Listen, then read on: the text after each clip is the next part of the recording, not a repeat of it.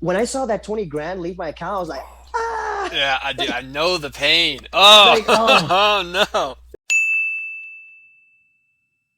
How's it going, guys? It's your boy Mike from Seattle, back again with my friend Hyrum, who can be found at the YouTube channel Hyrum Gomez.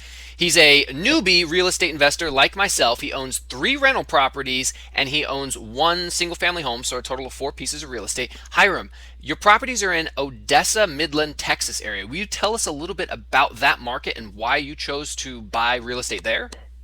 well, well, that's kind of easy because it's where I live. Like your whole So life? You lived there your whole life? yeah, I've been living in Texas my whole life. Okay. I did go abroad for 2 years to serve a mission for my church, but that was in Europe. And then after those 2 years were up, I came straight back to Texas. So I've really just lived in Texas my whole life, and my childhood was like southern Texas. But yeah, I've been living mostly in the western part of Texas, where this big oil boom, well, where this big oil, uh, what do I want to say? Where a lot of oil is found in this area. It's called the Permian Basin. And so, yeah, Midland and Odessa is like smack dab in the middle of this basin where you can find all this oil. So, I mean, I've been living here my whole life. My dad worked in the oil field. And so now I get to partake in that joy. Yeah, that dirty and job. yeah, yeah. And yeah, so, I mean, here, like, it what I wanted to do was just start investing, right? And so to me, I found it the easiest to just invest in my own backyard. Mm. And so that meant just investing here in Odessa, in the city where I live. And there's some risks that come though with investing in Odessa and Midland. And I actually didn't really figure this out until after I owned like my first 2 pieces of real estate. But the risk that comes with owning real estate here is the fact that these 2 cities are highly dependent on oil, Mm. right? That right here, everything, the whole economy depends on whether or not oil is doing good. So if the government puts any type of restriction on oil companies, or if there's just a bust in oil now, Right, shuts down the then the Keystone Pipeline or something like exactly, that. then the economy is going to go down, man, and people are going to move out. And so that is something risky that can affect the real estate here. Mm. And I was told through a lot of good YouTubers, probably you being one of them, that you don't really want to invest in an area where the area is just highly dependent on just one industry. Yeah, one And that's horse. exactly what's happening here. Yeah, one horse town right there. Yeah, it's interesting. I actually Yeah. released a video this morning on Gary, Indiana, and Yeah. the truth behind Gary, Indiana, and it was a city that rivaled Detroit as the biggest booming city. And of course, Detroit has its own problems, but it was founded by U.S. Steel, and by Yeah. the 1950s had 200,000 people. Well, in the 1970s, when it became cheaper to buy foreign steel and all of the American steel left and destroyed the Rust Belt, right now today there's only 69,000 people in Gary, and that has caused housing prices to drop terribly. Now, the good thing about Gary is it's so close to Chicago, and Chicago's not going away. Chicago has like 3 million people in it, and it's only a 30-minute drive, which is why in my video I talked about how I don't think Gary can get any worse. But I don't know about Odessa Midland. Is it kind of out on its own little island, or is there any big major metropolitan areas around?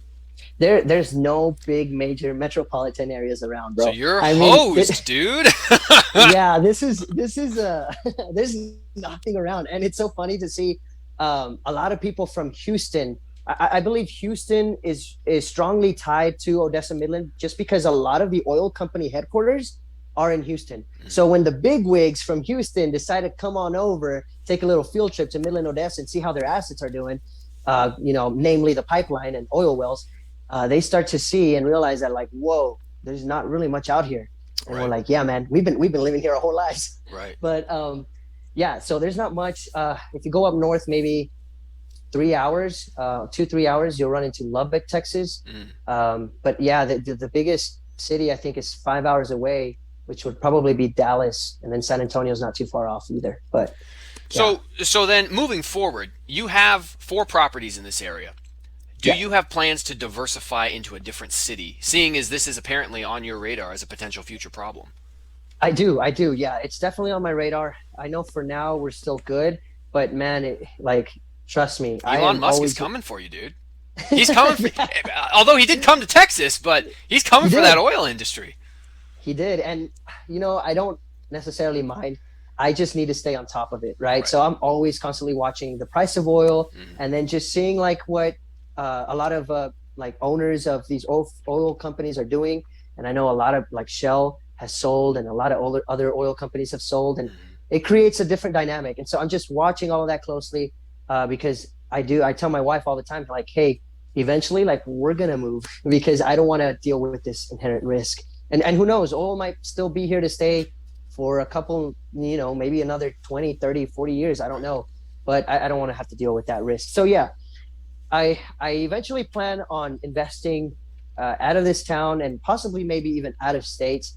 Watching channels like yours really helped me get that courage, because I don't know if you've ever listened to Spencer Cornelius' Oh channel yeah, or yeah, watched his many channel. times. Yep, he and I have chatted Yeah, before. awesome, dude. Yeah, so I watched his video on how he lost money investing out of state, Poor and I'm guy. just like, dude, yeah, like, oh, I made that a reaction sucks, video to man. that. I don't know if you ever saw that one. I don't know if I I did. roasted him in a friendly way because I respect the crap out of him. It takes a lot of guts to go and be like, yeah, I screwed up and messed up. Now, in his defense, he made a whole bunch of money off the YouTube video, so he got all that money back in YouTube revenue. But yeah, Yeah, that was a tough video to watch because he's a smart dude. It scares you. Like, well, if he messed it up, how am I going to do any better? yeah, yeah. So, but he's really good at like detailing on the videos, like how it is that he messed up, right? And what his thinking was going into it. Mm-hmm. So that does really well for the viewer, because now we get an idea of like, okay, like I'm having those same type of thoughts, or I'm kind of going through the same thing. Like he used contractors through the bigger pockets for him. Mm-hmm. And it's like, whoa, man, like I thought everybody might have been trustworthy Right. on that community, but sometimes, there's a risk there. Yeah, I don't So trust the Better Business Bureau. I don't trust Angie's List. All of those things, you can pay for good reviews. You can pay to suppress bad reviews. You can pay to get listed higher. I trust word of mouth from investors I know personally. That's who I yeah, trust. yeah, because you can lose money really fast. And so, like in Spencer's case, and dude, he's a man. Like coming out of that, that's awesome. And how he was able to monetize it through making videos is actually also very respectable, because like, as you all know, right, you mentioned it, that I have a YouTube channel, and I'm trying to share and document my journey, but I'm very like camera shy, and I get very nervous. And so and it's also just really hard to think of like, what does a viewer want to see from my journey? It's really hard to kind of think about someone else while you're trying to focus on yourself and the investment itself. Right. And yeah, it's so funny because whenever I'm done shooting a video about documenting anything from my properties, I'm done, and I'm just like, oh man, like I forgot to talk about this. They might have questions about this, but it's like, should I go back and reshoot it, or should I just go ahead and send it off like that? But that's a whole another topic for something else, right? But yeah, so going back and talking about investing out of state and out of this town, I do want to do that eventually. Maybe I want to nibble on the market, maybe in Dallas, here in Texas, or Austin, maybe San Antonio. But those bigger cities do call my attention. Things are always happening there. And so eventually I do want to get on that. I just need to get the courage to do it. And watching your videos helps me. So Well, I appreciate that, man. I do. I mean, all the.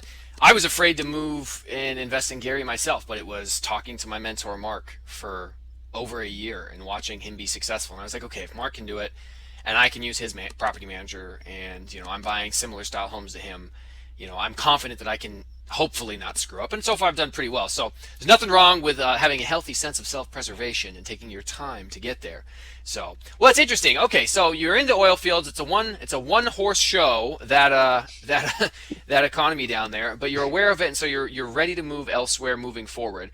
I guess the only other questions I had left for you, maybe I can already answer myself, but I kind of wanted to know a little bit more about what type of tenant you have in the city you're in. Are they just all oil workers, seasonal, or does it go on year round? it goes on all year round. Okay. So yeah, the first tenants that I got for my first rental property, they actually work in the oil field. He works in the oil field, and his wife actually works, I think, in the medical field. And so I was like, whoa, like awesome tenants, right? These guys are never going to be behind on payments. And and they haven't fallen behind on any payments. They've always paid on time or early. And so I lucked out with that. And then on my other two properties, they're also oil field workers. So yeah, man, it's mostly all oil field, I'm telling you. And if the oil field's gone, like my rentals can suffer. So I got to be aware of that. I hate selling, but maybe eventually, if I see things go down, I might have to sell my portfolio that I have here and then eventually put it into somewhere else. Maybe I can do a 1031 exchange or something. But Well, yeah, it's good that you're already working on those ideas. I think it speaks to your intelligence. Well, shoot, thank you. man, I got nothing else to ask you. Is there any pieces of advice or words of wisdom you would leave for the aspiring first-time real estate investor?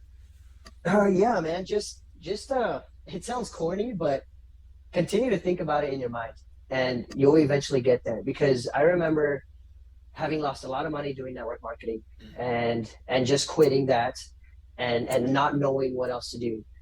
And then I found, real estate, and I started thinking, yeah, but like, how am I gonna be able to own real estate? Like, it seems like it's only for the rich people, Mm. and so it's really easy to get down on yourself, Yes. especially if you don't have the right credit or you don't even have enough money. Because to me, I actually advise people to go ahead and start with $20,000.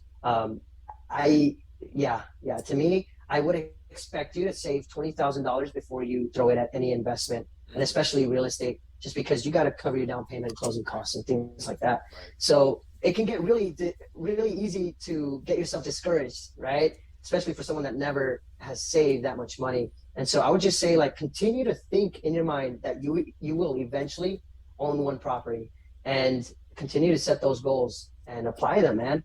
And you will eventually, because like I said, I remember thinking about it and thinking about it, like, one day I'm gonna own a property, and now look, like, 3 years later from when I started thinking that, I have three. Mhm. So it's just amazing how you can kind of almost manifest it. I don't want to really speak to the whole law of attraction, but because I don't know if I fully believe that. But Right. man, if you continue to just stay on the path and really, like, focus on your goals, like, you're gonna get there.